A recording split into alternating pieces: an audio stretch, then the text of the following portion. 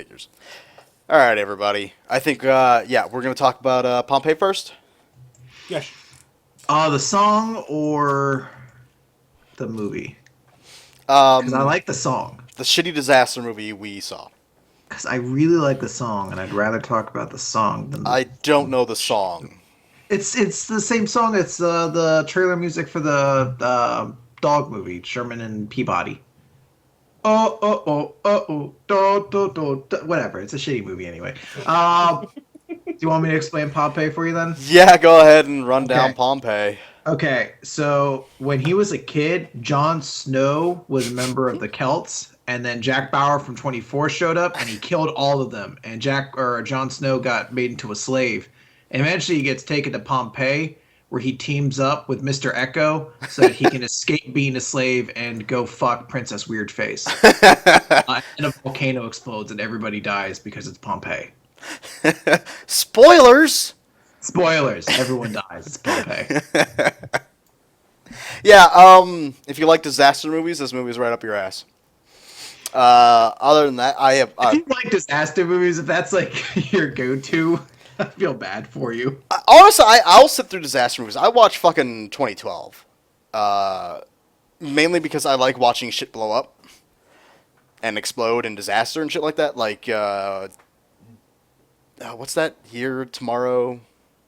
The Day After Tomorrow. Day After Tomorrow, I've watched. Oh, I just Is realized it Roland Emmerich who makes all these movies, these disaster movies? Yeah, Roland Emmerich. Yeah, I watched This a isn't lot. Roland Emmerich though. This is Paul W.S. Anderson. Yeah, but I watch everything that Roland Emmerich does because I just like watching shit break. Mhm. And shit breaks in this movie a little bit. So But in a I'm- good way, not in a Michael Bay way. I'm really disappointed in you, Randy. If you just switch the posters around, it would look like Liam Neeson is dive bombing off volcanoes shooting at the smoke. You're right. And now that I look at it, I should probably change that. But I It was can't so- because that requires a lot of editing I don't want to do. So yeah, it's a disaster movie. Which, if you know disaster movies, you can kind of already find the tropes within it. Every disaster is going to end right before it would kill our main characters. So, like, oh, we're in a house and it's falling because there's an earthquake, and it just stopped crumbling to the pieces after it killed my best friend but left me alive. Like in 2012 when the marketplace splits in half when they're in it, and the two parents that are a part of that movie don't fall in it. Yeah, exactly. Anytime there's a natural disaster in this movie, or something awful's happening and a building is getting destroyed, it's going to stop being like deadly right before it would affect our main characters. And they're always running away from things. Yeah, a lot of running away from things. And yet somehow they're faster than it. It's a weird movie in that it's trying to be a little bit of Titanic, in that it's a movie about kind of star-crossed lovers. Did an iceberg hit the volcano? It could have. Or no, might- the volcano had to have hit the iceberg. Yes, the volcano hit the iceberg, and it got really angry because it was like, "Get the fuck out of the way, iceberg!" And then it exploded. And Am I in your shot- way? It shot its lava goo on everybody. Yeah, am I in your way, bitch? Asshole, rather. So it's got that going for it, but it's got this entire subplot of Milo, who's the actual name of the character, played by Kit, whatever his name, Jon Where have I Snow. heard that name Essentially, and that's before? I'm just gonna refer to him as. Jon Snow was a gladiator and all that shit. So it's trying to be like Gladiator as well. He's a slave, as long with Mr. Echo, and they're both trying to escape. It's just So basically, you're saying what they did is exactly what they tried to do in Titanic. It's like, we all know what the fuck's going to happen, but this was going on too. Yeah, essentially, this movie wants to be Titanic mixed with Gladiator, and doesn't work very well. But Kiefer Sutherland's in it, and he's trying really hard in this movie. I He's don't know- fun. He's fun. He put way too much effort into this Yeah. movie. He's the only person, And you in the ruined entire- this movie for me because of that. He's the only person in the entire movie to speak with an accent. So everybody else is just like, "Are you going to the slave fights today?" "Yes, I will." "Hold on, Kiefer Sutherland's coming by." "Hello there, peasants! I am off to the slave races!" Yeah! You're just like, why does no one else talk like that? That's so fun. Kiefer Sutherland was way too much fun in this movie. Yeah, I'd see this movie just for Keith Sutherland. That's the thing. I like the actors in this movie. I like Mr. Echo a lot. Jon Snow, he's decent in this. This doesn't seem like too hard of an acting stretch from his character in Game of Thrones. So I don't know if he's been tested very much. But they all put in very fine performances, and they managed to carry a story that's pretty fucking banal into something interesting in the very least. I mean, the movie is what it is. A disaster movie that has a tacked on love story that just really doesn't go anywhere. So you can only get so high off of that, but I feel like the actors did as best as they could to make something out of nothing in this. So I appreciate that. But there's a whole lot of nothing in this. There's a lot of nothing. It's very boring for a good portion of it. Once the disaster starts, though, you kind of just pick off all of your, disaster tropes as they come along. All the superfluous fucking characters you kind of know just start getting picked off in absurd ways. It's just a movie you kind of sit there and you're like, this probably, like, I feel like if we just took these actors and put them in something else that didn't have to have this shitty script attached to it, it could have been better.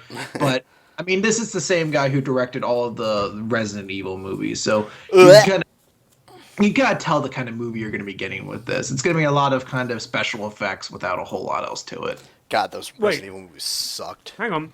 But Mila Jovovich was in this movie. Mila Djokovic was in.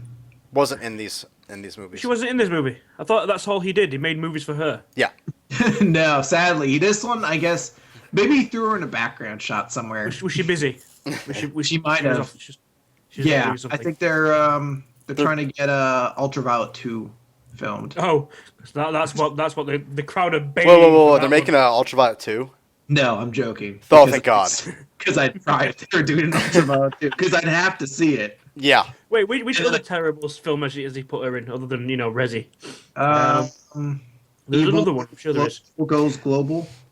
Oh wait, that was Resident Evil. Oh no, I was thinking it was Aeon Flux, but that wasn't her. That was Charlize Theron. Uh-huh. Yeah, that was pretty. But this movie did abysmal. $17 million made back domestic of its $100 million budget. I don't understand. It made $48 million. So chances are we somehow won't see a Pompeii 2.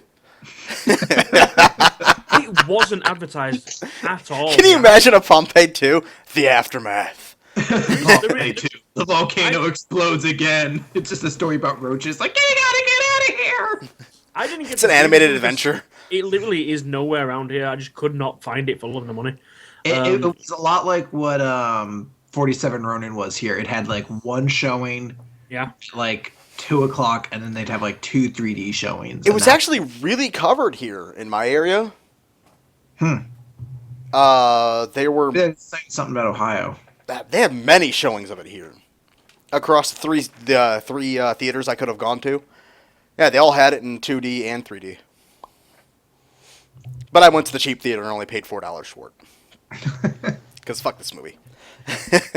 It's strange to me that a movie had this much of a budget and they released it in late February. Like, this clearly was there. They were thinking, like, we'll make a blockbuster. And then they saw the finished product. They're like, we're not going to get a lot for this. We're not going to make a lot back. Not to mention the fucking competition that's out as well this year. I am so glad I did not see any of these movies today. Because we are getting 8 inches of snow. And it's still snowing. It's been snowing since yesterday. See, we're getting snow here, but it's going to be like an inch or 2. Yeah, you're getting the residual effect of what we got. Yeah, I'm kind of glad for that. I mean, I feel bad for you, but I'm fuck snow. Seriously. Yeah, I went shopping today, and there's You like not fucking stole all our snow. We ain't got any snow this year. Oh my god, take it! Take all it. of it! We had 53 inches last month, Nice. and I think we're gonna get. I don't know what the total is for this month, but I know we're gonna break another record, and I think we're finally gonna taper off this month, the new month, March. Christ. What month is this? We're in March. This is March 2nd, 2014. I want data just in case aliens find us. And they're just like, they did not recognize the master that was Pompeii. I give Pompeii a D, by the way. I'm gonna give it a D+. I think it tried really hard to be a bad movie. The actors really lifted it up a couple levels. I'll agree. I'll give this thing. I'll give it agree. I'll agree to your original statement. A D. for this. I just didn't give a damn for this movie at all. Interject here. For midway point here, I want to get this out here. I got one last code for the beta for what's it called? The Elder Scrolls Online. I'm gonna drop it in the chat. First one to get it takes it. Basically, it'll last pretty much till midnight tonight Eastern time. But at least if you at least take it and are able to put it to your account, when the game launches and you do play the game when it launches, you'll actually get a free mini pet for this one. But there you go. Hopefully somebody gets it because I have no use for it now. But now we'll move on to Nonstop, the Liam Neeson kicks the shit out of a plane movie. I don't think he beats up the actual physical plane. Well, a little bit. He beats up the plane with other people, though. He does. So, Chris, do you want to give up the run? Oh, wait. No, we're going to do spoilers, Dan. Go ahead and do the rundown for this one.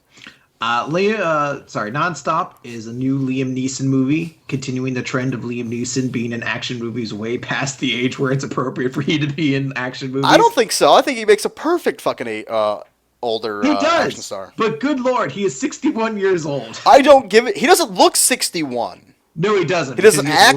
He has a lot of face surgery, and they do a good job with makeup. And I love Liam Neeson, so I can't insult him any more than that. Yeah, he's amazing. So it is starring Liam Neeson. Liam Neeson plays William Marks. No. Bill Liam Marks. Neeson plays Liam Neeson. Okay. Liam Neeson plays Liam Neeson, a federal air marshal. Yes. Who is taking a plane ride to London, a transcontinental flight. Midway through the air, he gets messages on his cell phone saying that someone is going to kill someone on the plane every 20 minutes unless $150 million are deposited into an account. And from there, a mystery continues to deepen and deepen, and tensions rise on a plane that is 3 hours away from any destination possible. And there seems to be no end in sight for the tension on the plane as people begin to drop off. This movie had a $50 million budget. Pretty small budget for this movie. Has made $30 million back. The vast majority of it was on one set, I'm guessing, you know. But it's made 30 of its $50 million back. We'll probably see Nonstop 2, Electric Train Boogaloo. I like Stop Harder. Stop Harder with a Vengeance.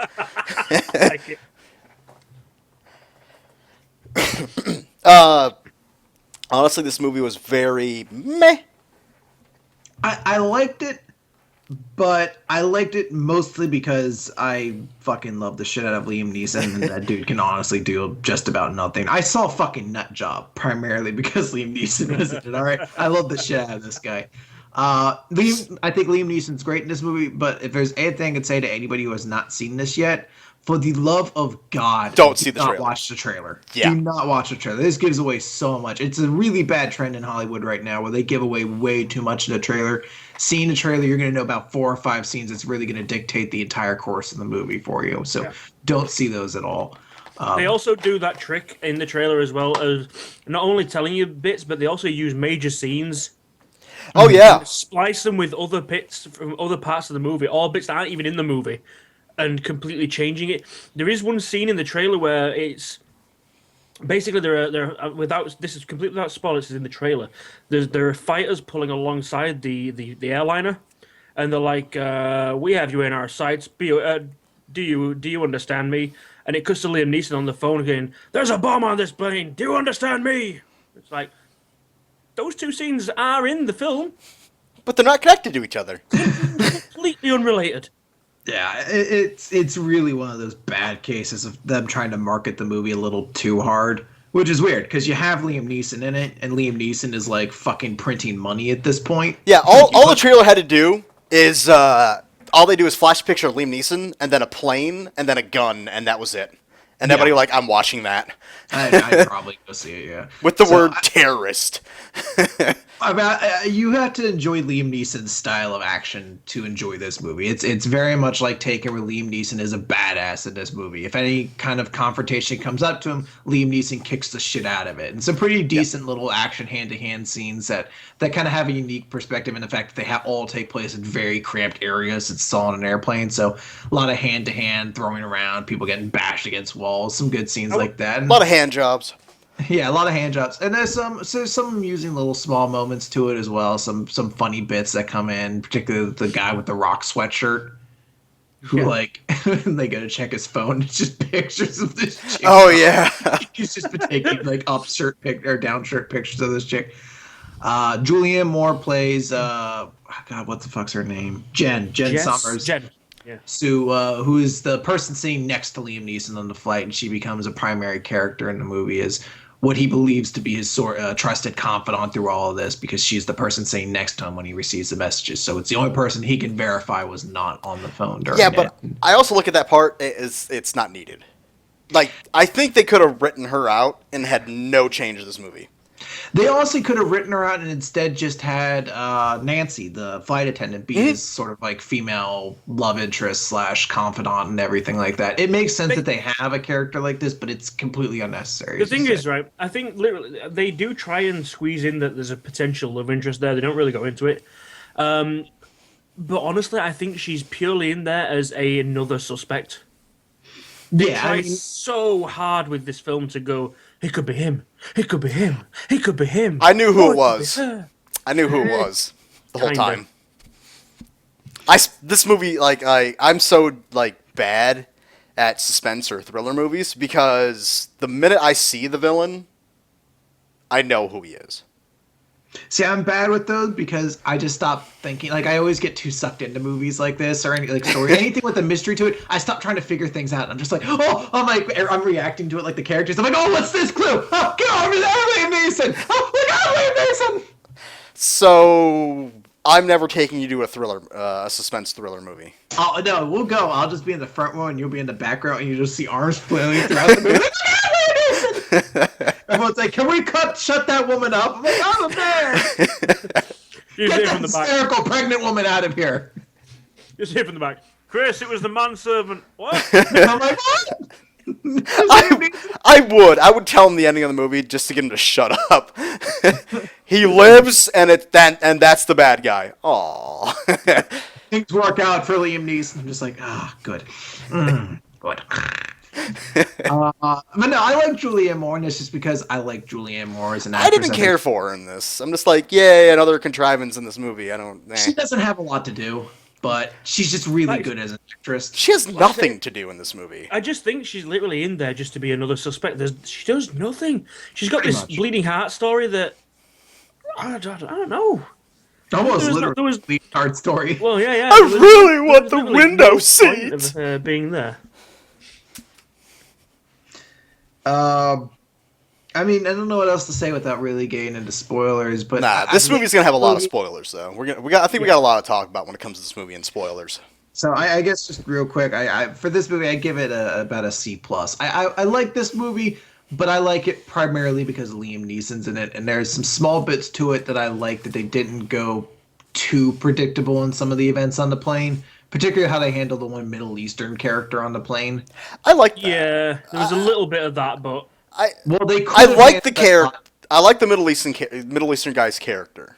See, that's the thing. I like it, and I'm glad they didn't do too much. Like, I'm glad they didn't try to like make it like you can't judge a man based off of the color of his skin, or they didn't try to make it too much of a red herring. Like, well, he's Middle Eastern. He must be the terrorist. Like, they don't. Yeah. They don't push that very hard in this movie. It does come up though.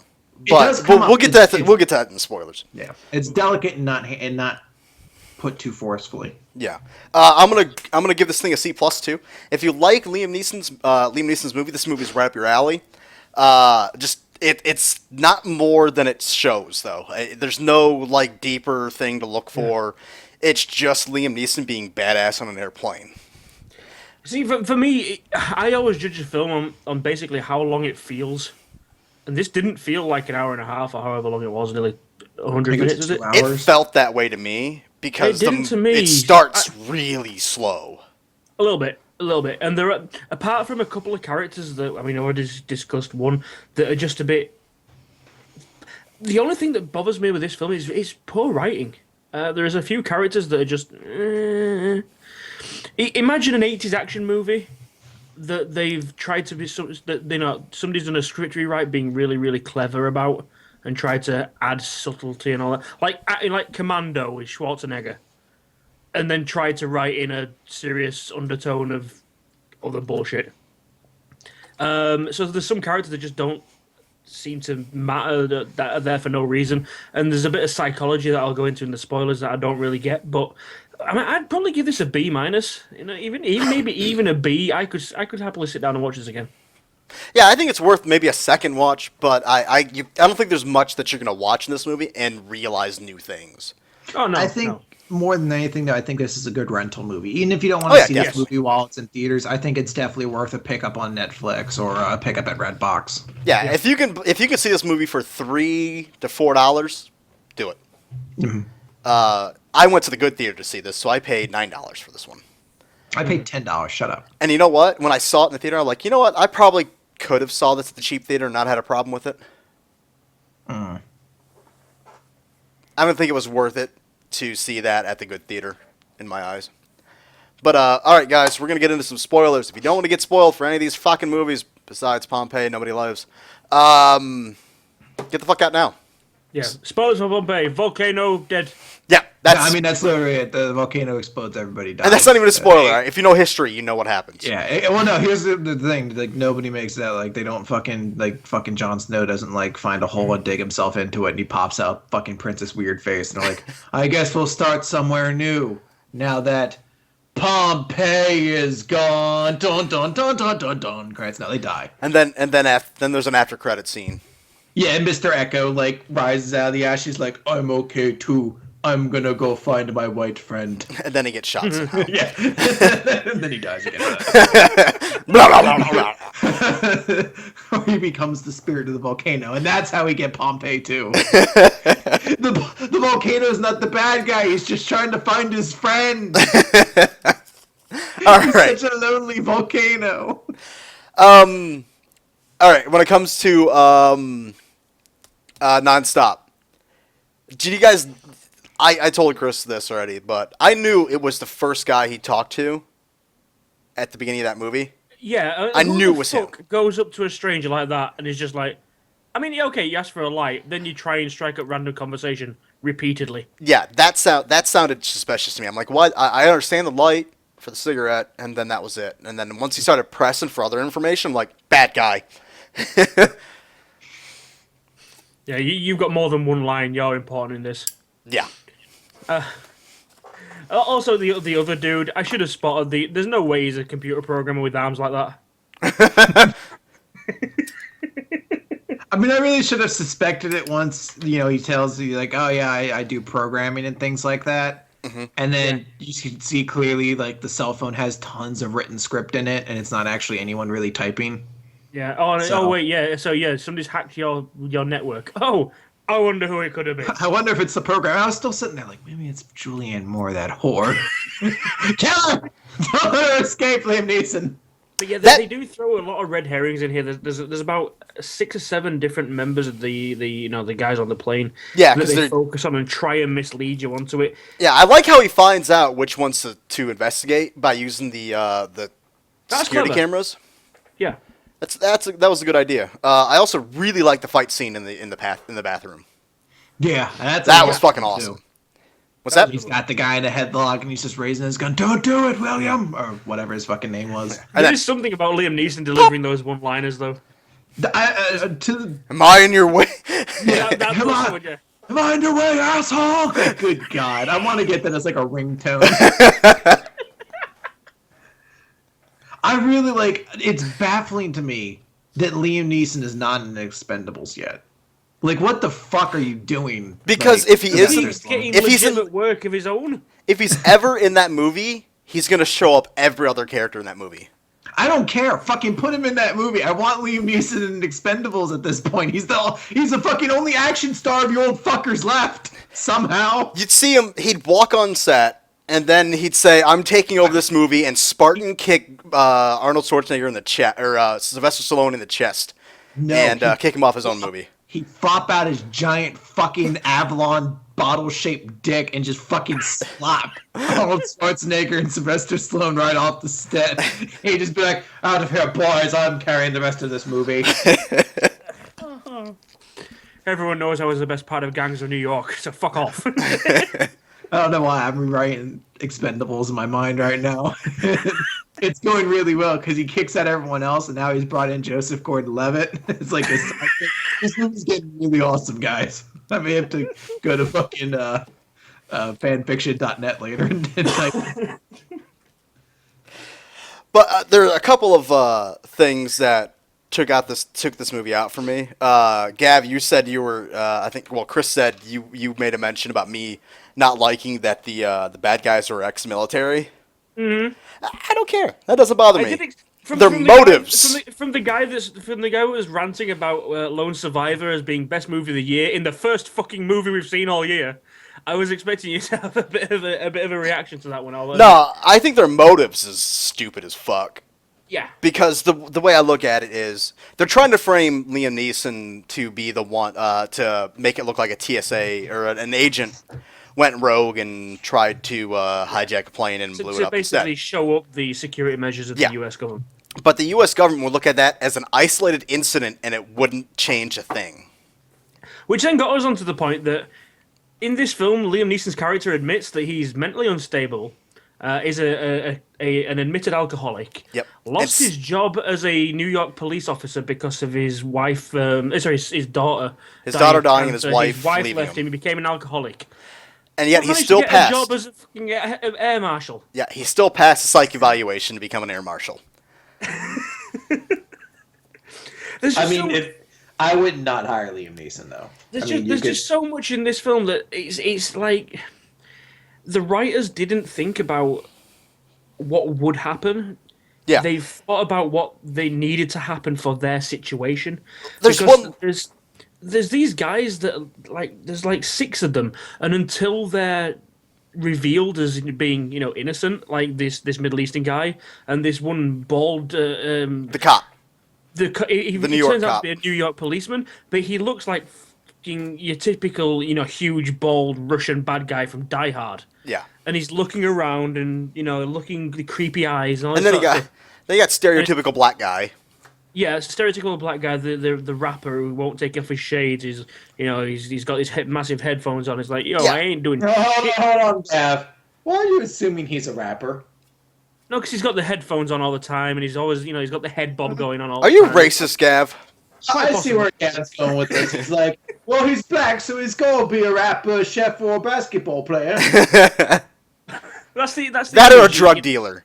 No, that's the image they give across. Then you've got the fucking 90s motherfucker with the fucking mullet and... seriously, this walked off of the set of Miami 5-0, or whatever it's called, Hawaii 5-0. Who turns out to be another TSA agent that, I don't know. But there's all these things that react and the way they happen. I don't think even the stewardess, why was she in it? She's a steward. She has to be there. They keep hinting that, they had this past. Well, no, I think it's because he's an air marshal before... Because she knows who he is already when he gets on the plane. Like they show they already have a sort of relationship when he's with the little girl and she tells him the name without even having to say anything. So this is clearly like he already knows the pilot for that reason as well. These guys have clearly worked together. That's fair enough, but she does nothing. She works as kind of like another set of eyes for him to accomplish the things, but also works as that liaison between the rest of the passengers on the plane. Who are getting upset because they feel that their rights are being violated. Yeah, I think her she role... becomes another suspect. For a brief moment. Yeah. But I think her role is more needed than the redhead's role. Yeah. Plus, she was hot as shit. The stewardess? Yeah. Fuck yeah. I fucking love a British accent like that. Not like yours, Gav. Yours is hideous. It hurts. Oddly enough, the black stewardess had more or less my accent. Yeah, I need some help, mate. I can't move her. She won't get out. But yeah, Liam Neeson does beat up the plane with a lot of people's heads in this movie. He does, yeah. Also, I found the child extremely forced in this movie. There's one Yes. line where she's hiding underneath a tray or table thing, and Liam Neeson does the whole story always wears around his hand, and she says the line, "Are you trying to bribe me, sir?" Which does not sound like it doesn't seem like it's written for an 8-year-old. Maybe somebody in their The way teenage years. The way she delivers it, she's literally cowering in fear, and she's like, oh. And when he's explaining this ribbon story, she's like, oh, okay. Are you You're trying to bribe me? It's like, okay.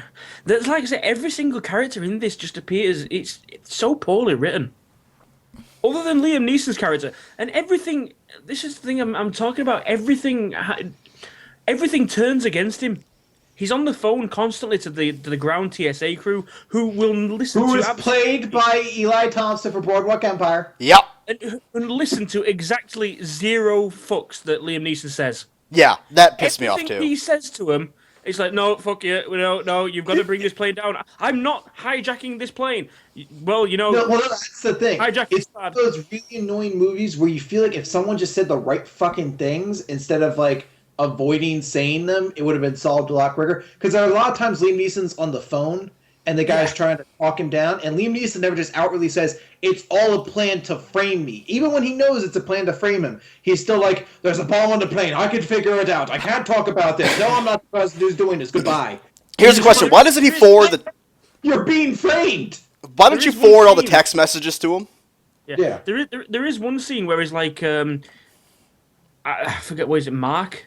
No, Bill. He's like, Bill, this situation is getting out of hand. He goes, and he's like, you want to see how out of hand it can get? And hangs up. It's like, dude, that sounds totally like a threat. Why do you think about what you're saying? And it's like the bits with the jets at the end. Okay, there's this whole situation where they have to get to a certain sea level. I like that pilot, by the way, where he's just like, "Oh fuck it," and then dives the plane. I love that. Just fuck it.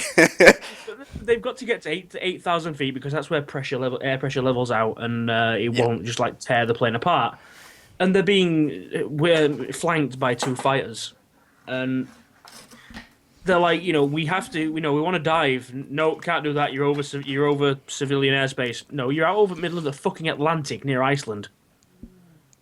And it's like, well, I want to dive. No, you can't. Well, this is fucking explosive procedure. This is standard protocol. If we have an explosive on the plane, we have an explosive on the plane. We want to go down. No. Why? Yeah, that's some of the stuff you don't get answers for. And I have also a nitpick about that fucking bomb. Bullshit! That thing can't be disarmed. They also did that whole thing where it's a moving vehicle that has to make a crash landing. Therefore, things start exploding. Yeah, well, They I know for a fact that thing could have been disarmed where it was. And another thing, putting it up against the window. Basically, how they use the bomb because there's no way for them to stop it because they're idiots. And so they take the bomb, they wedge it in the door, and they put a whole bunch of bags on it They try and turn to it into a shank charge, directionalize the blast in a certain area, which wouldn't happen because the luggage does not provide enough resistance against the explosion to directionalize it. That thing would have torn off the tail end of that plane. Yeah. No ifs, ands, or buts. I mean, look, if that is legit TSA protocol, then obviously that's the best you can do in that situation. But yeah, it shouldn't have worked, and it's more the thing as well though. They explode this thing at the back of the plane. Yeah. It takes a chunk out the tail. Why the fuck does the engine explode? I'd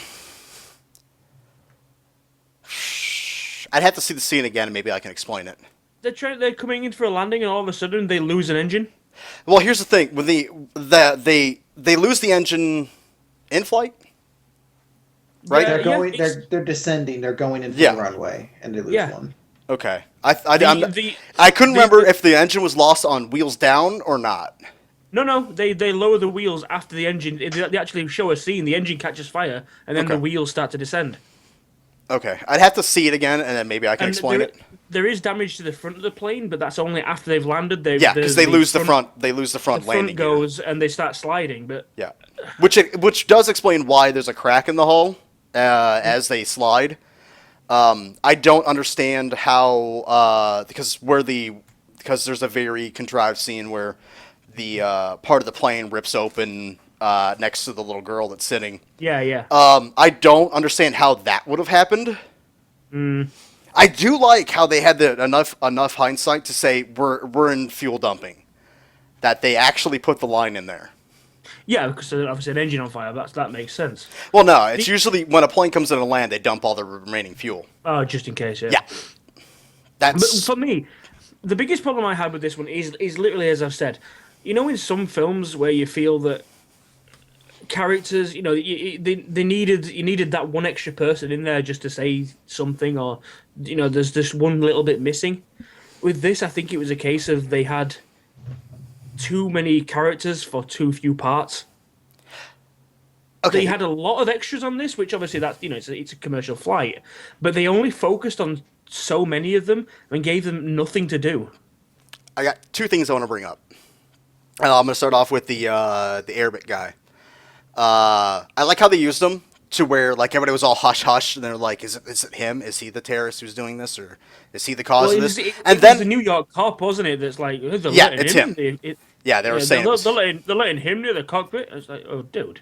yeah, and I liked at the end to where they're all working together and you know they're buddy and shit like that. I liked how that progressed to where he ended up trusting him. It was a little bit forced, I think, though. I mean, who blatantly just goes out and says, you might as well have just said, oh, he's a terrorist. No, I think if you have In America, that Yeah. is sadly a much more real truth than I- I think a lot of people would care. yeah, I believe somebody would do that. I mean, the dude already admitted, like he said, I'm going to my brother's gay wedding by calling him a fairy. So, Yeah. I mean, the dude's already kind of put himself in an established state. Yeah. And the other scene I like, okay, well, I think would have been better if they did it different, was okay. You know, at the end of the movie, where Liam Neeson's fighting, I forget what the black guy's name is.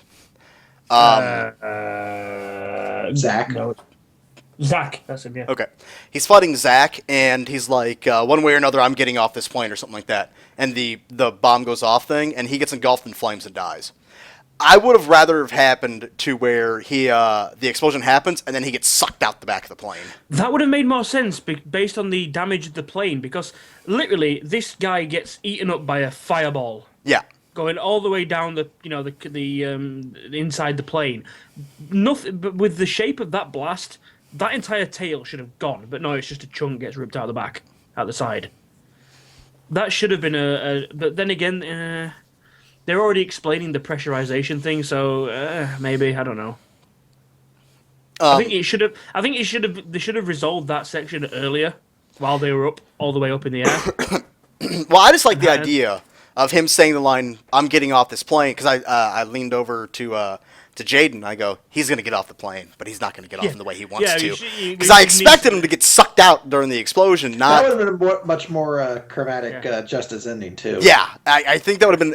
I You would have. got off the plane, asshole, but you don't have your parachute! Ha ha ha! Yeah, it's like I'm getting off this plane, and instead, that's the alternate. I'm getting off this plane instead of, "Oh, am I in your way, asshole?" It could have said, "Okay, but you're not taking this." I would have liked if Liam Neeson was just like kicking over the door. He's like, "Guess you're getting off the plane now, asshole!" Boosh. Or even better, he just calls him the N-word as he's kicking him off. Sparta kicks him. Whoa, Liam Neeson. If anyone could do it, it'd be you, buddy. Spartan kicks him off the plane. Yeah, it reminds me of Air Force One. Get off my plane. And fucking Yeah. kicks the guy in the face and he flies off Air Force One. God, I love that movie. I did like. I did. Well, not that I like, but I did spot that little bit they put in as well about basically because there's some dick on this plane who's basically been videotaping everything on his phone. Mm-hmm. Not videotaping's an old term, but yeah, videoing everything on his phone and fucking posting it all to fucking YouTube from the air. Yeah. Which that's an impressive carrier signal. I'll give you that much. Well, that And makes me question because he finds that out. They brought the network down. a couple of times, yeah, but they keep bringing it back up because No, he and can only- finally at the he end. can only, yeah, he can only communicate with the guy while it's up. Yeah, which makes it weird because towards the end of the movie they bring it down permanently because Liam Neeson basically spends the rest of the movie bitching about it being down because he wants to find the guy. It does. He does. He gets it turned back on. No, he doesn't. Yes. He does. He asks says, him "Give for me about- 5 minutes," and he says, and he goes, "Fine, you have 5 minutes." After that 5 minutes up, the network is down for the rest of the movie. I don't know. And Well, he doesn't. He doesn't watch it on YouTube. He watches it on He watches the recording on the guy's phone. yeah, but he was still sending video out past the network being down. That's a minor little gripe. But Yeah, well, it's a nitpick. The thing that I spotted was the whole thing about the xenophobia again, where it's basically this is even though they're like closer to the UK now, they're still picking up American news covering this whole situation. And there's this one guy saying he wasn't even born in our country. He was born in Ireland. He is NRA. He's probably IRA. IRA, that's it. IRA. Yeah. And I was just thinking, well, hang on, didn't America support the IRA? Well, bet. Back in the day, they did. Back in the day. But yeah, terrorism bad now. Terrorism all bad. But yeah, and it's just like that's I didn't expect that to come. That's a bit blunt. Because I mean, it does actually show his passport, and he's got country of origin is Ireland, Dublin, Ireland, but nationality U.S. He's a U.S. Air Marshal. He's one of your most trusted. But the dudes, funny and thing is that he's part of the fucking IRA. The newscast that they were mocking in that one was CNN. Yeah. Or no, it was Fox. I think they were mocking Fox with that scene because it looked like a Fox News setup. It was, from what I've seen. With how the I also banners like, are and shit. the generic nondescript airline name of genericness. Yeah. Fucking Aqualantic. What the fuck? Fucking Aqualantic. It's basically as close as you can get to British Airlines and Virgin Atlantic without ripping them off. British Aqualantic. Fuck off. Well, they should just call it Planey Plane. Planey Plane. Planey Plane Flights International. Yes. Where you get onboard entertainment of Liam Neeson and his chosen weapon, extras. Yeah. And an awesome gun scene they blow in the fucking trailer. Yeah. That... Yeah, I'm so pissed I saw that scene in the trailer. Yeah. That ruined that whole fucking scene. There are plenty of other parts they could have used in the trailer, but yeah, they had to pick that. But I don't know. What do you guys think? Cover everything. Anybody have anything else they want to bitch about or bring up that they liked? No, I mean, I like it. It's not perfect, but I love Liam Neeson, so I can't complain. Oh, the only other part is again the psychology of things happening because the writers needed them to happen. Mm-hmm. What the fuck would have happened to this guy's plan if they hadn't, if Liam Neeson hadn't have had to kill the other TSA agent in the John? What's that? What if something had happened and the Liam Neeson's character didn't kill the other agent in the toilet? Like if the gun fell a few inches more to the right, and he just was able to subdue him and knock him out instead of kill him. The whole premise that you see in the trailer is that every 20 minutes somebody will die.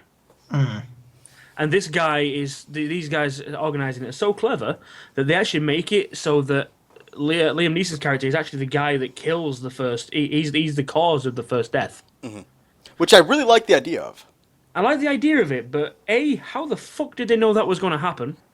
They know these guys' name. They don't know them that personally. Mm-hmm. I mean, obviously it's delved in that they've done research, but maybe they thought that the other agent was desperate enough that he'd kill over it. But so the whole premise of it is that they get both of them to go to the back of the plane with a couple of leading questions. Now they already know at this point that somebody is, interfering with their network, mm-hmm. and they're basically relying on pure paranoia that these two are going to try and kill each other. I don't know. If that hadn't happened, what the fuck happens to their plan? Then they would just blow up the plane. Because they were going to blow up the plane regardless of what happened. Well, yeah, that plan's still there, but yeah. So they had the fallback. If Liam Neeson wouldn't play ball, they'd just blow up the plane anyway. And the one dude was already prepared to be a martyr, so Yeah. The only thing that I want to bring up really quick is the weight of that bomb versus the weight of a kilo of cocaine Yeah. is highly different, and I think said agent would know that for some reason this kilo of cocaine is a lot heavier than it should be. Yeah. Am I the only one as well that was a bit disappointed that Zach, after getting shot by his, ready to die psychopath partner, there's this one scene where they're arguing about whether they're going to actually go home and spend this $150 million that they've managed to swindle, or no, actually we're just going to die here anyway. And he's like, no, fuck, man, I want to spend that money. Yeah. So his partner, he's literally about to disarm the bomb, and his partner shoots him, which gives the one-on-one between him and Neeson, which you see in the trailer. Yeah. Then when Zach wakes up and gets back up, he's like, "Vive la revolution!" It's like, dude, you're trying to get off the plane. All you need to do is disarm the bomb. Well, no, At he'd that still point, get he's fucked 'cause arrested. there's no parachute anymore, so he can't get off the plane. That's So what he's they were fucked going at that to do. point. Yeah. He might as well stick to the goal he wanted, at least originally. I just think that was a bit. It was a bit of a 180 because he was quite happy. He was about to disarm that bomb. His partner shoots him. At that point, I'm like, "Fuck that shit." Here's another thing I got goofed up on. Okay, remember in the fight scene where where Liam Neeson's like you gave me the cop is like you gave me a gun, an unloaded gun. Yeah. You're a fucking cop. You know the weight of a gun. There's no fucking bullets. Yeah, in that's you, what ass. another thing that bugged me. Is like, plus, if you've ever watched an action movie, the first thing you do if somebody gives you a gun, you slide the clip out and check it. Yeah, or pull back the slider and load the first round into the chamber. Yeah. But he's like, yeah, this go to blah blah blah C7 or B17. So he goes over there, and that's where you have the one scene where there's a fight between I think it's Zach and him and the cop. And I thought the cop got shot in the head. Yeah, I It thought looked that because his head snaps back so hard. Yeah. I thought he got shot in the head. And then when you see him later at the end of the movie, I'm like, shouldn't you be dead? And then he's got a bullet wound in his shoulder. I'm like, where that? Yeah. The guy, And the co-pilot and well, because the pilot basically he's one of the victims. The co-pilot and the stewardess after this, the briefest of hints that the co-pilot might fancy the stewardess. I thought they had a got off the plane at past the end. relationship, and then they rekindled it because of this. They got off the plane at the end, and the stewardess is like, all passengers accounted for, except the pilot and the one guy that's dead that you didn't mention, and the two terrorist guys. Anyone else? The one dude dead in the bathroom.